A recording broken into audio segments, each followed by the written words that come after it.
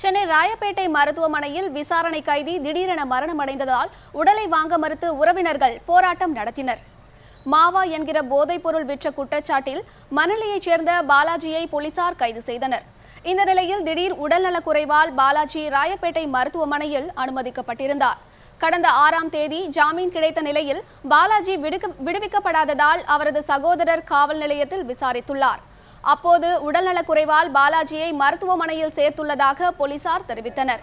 இந்த நிலையில் சிறுநீரக கோளாறு காரணமாக பாலாஜி உயிரிழந்ததாக தெரிவிக்கப்பட்டது. இதனை ஏற்க மறுத்த உறவினர்கள் காவல் நிலையத்தில் பாலாஜி கடுமையாக தாக்கப்பட்டதால் மரணம் அடைந்ததாக குற்றம் சாட்டுகின்றனர்.